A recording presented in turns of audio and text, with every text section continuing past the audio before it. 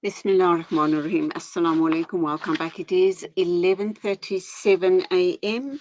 Our next guest is a dietitian. She's based at Garden City Clinic in Johannesburg. She is Faaizah Laher, and I think her business is called, or her practice rather, is called Dietitian Eats. Faaizah Laher, assalamu alaikum. Welcome to the program.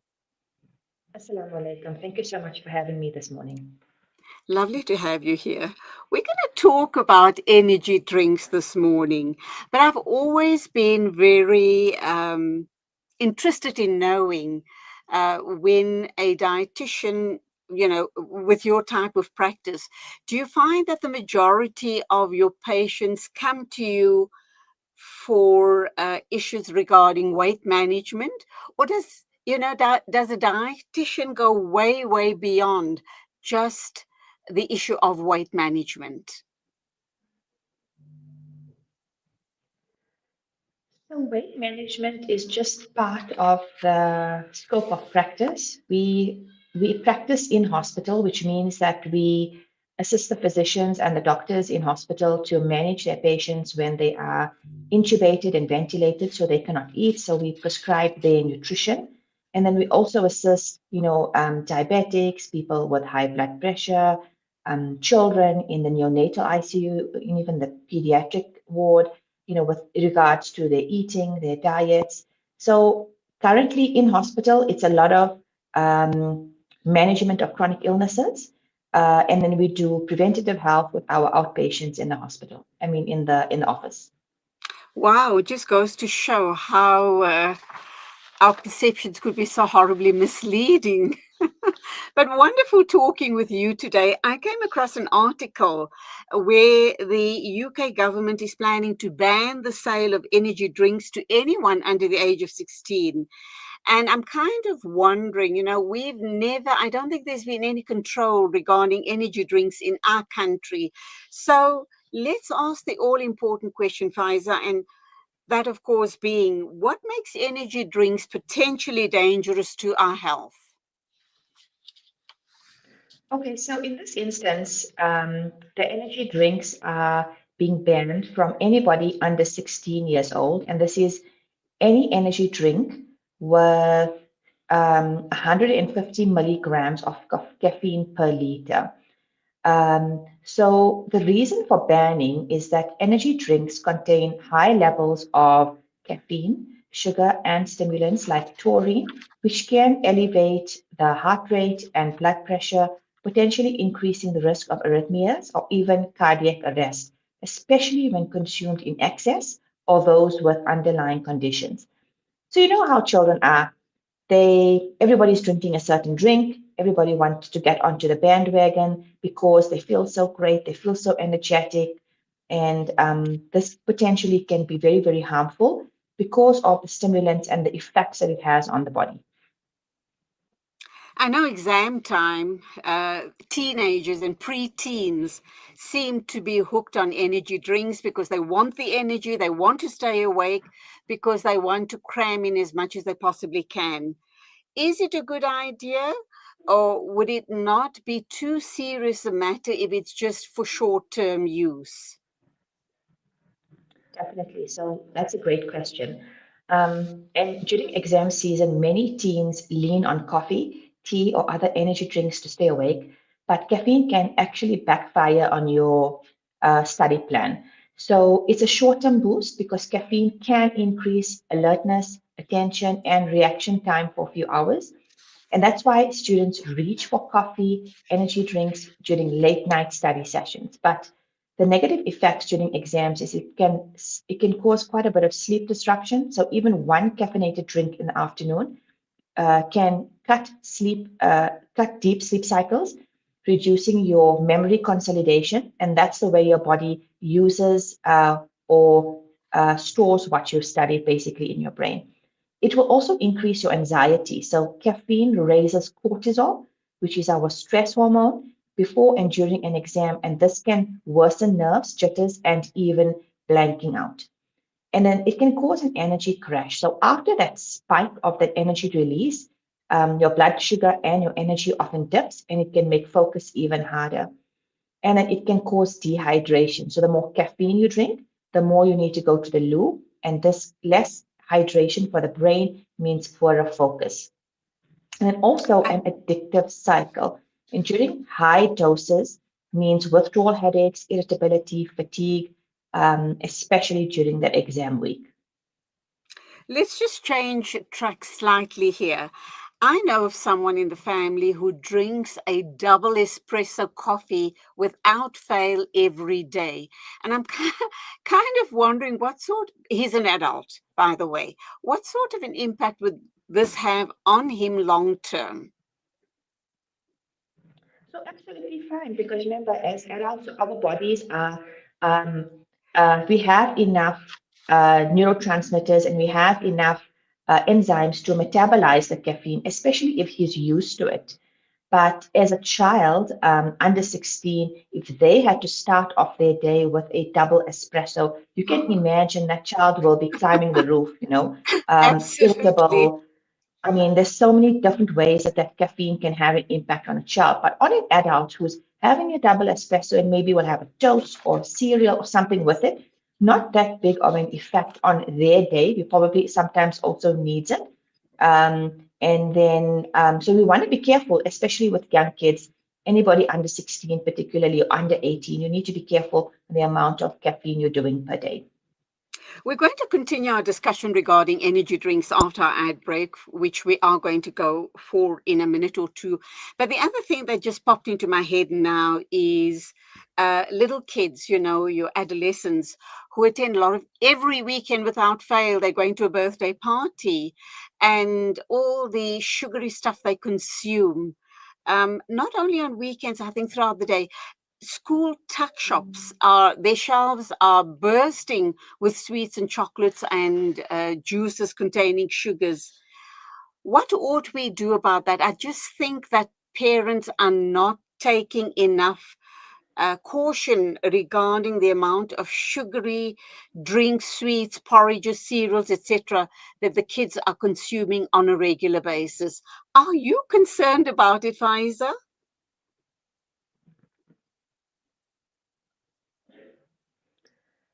So the amount of sugar our children eat is definitely concerning because of the effect it has on obesity and overweight children.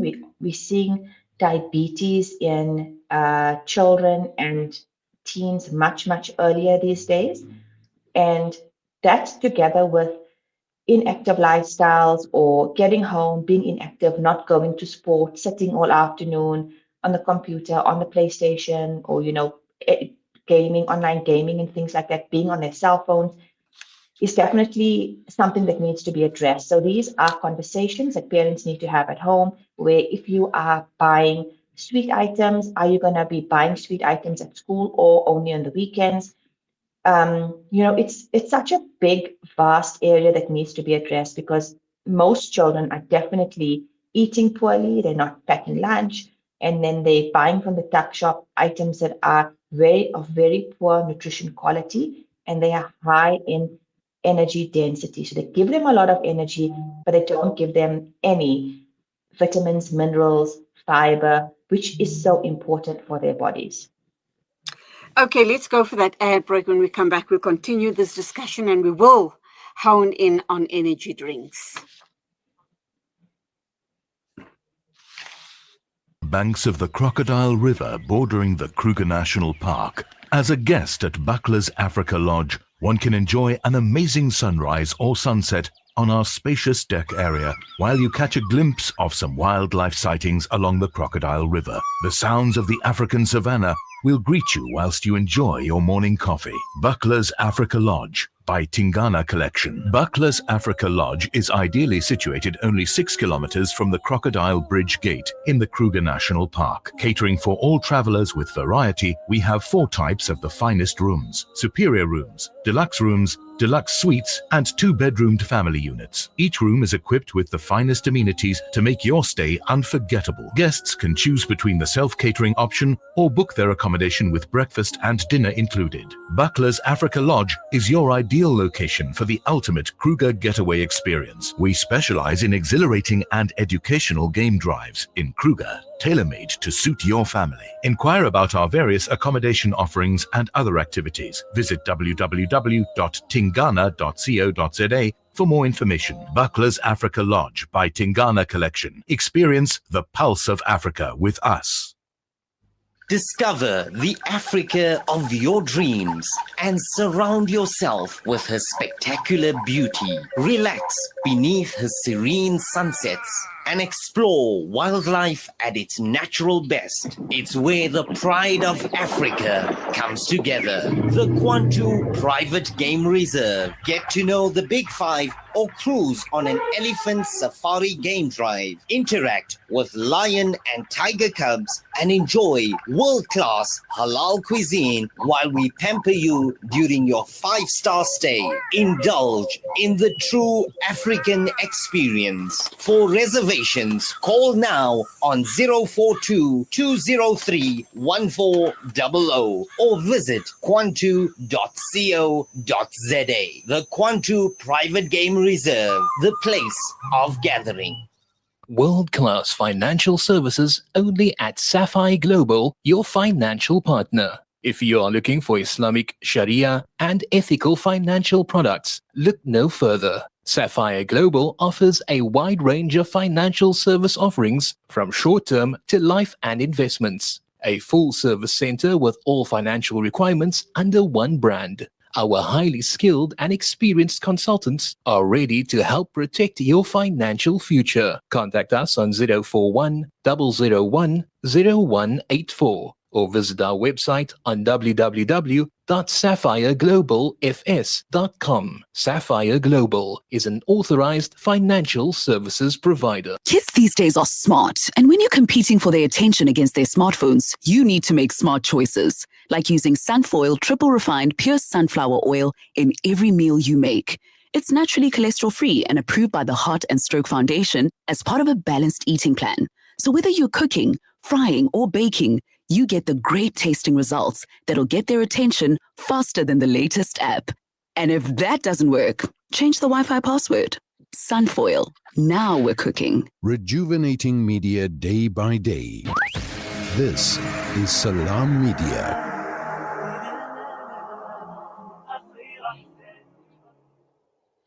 Welcome back. It's exactly 11:50. We're talking with Dietitian Faaizah Lahir.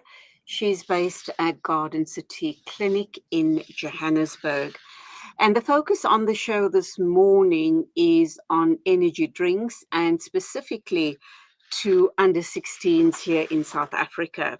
So welcome back, Faaizah, and let's look at the long-term effects that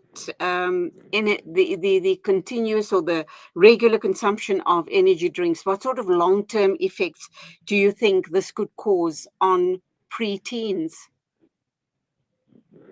Definitely. So the big one is the cardiovascular health because it can cause persistent high blood pressure, increased heart rates, arrhythmia risks, and a higher risk of heart attacks and strokes, especially if it's combined with poor water and other fluid intake. And then the other one is your neurological and your mental health because it causes a sleep cycle disruption. Chronic sleep deprivation affects learning, memory, and your mood. And then it can cause dependence on these products if used long term. It will also make anxiety and depression worse, especially in teens who are already feeling a little down. So heavy intake is linked to greater levels of stress, restlessness, and also poor coping mechanisms.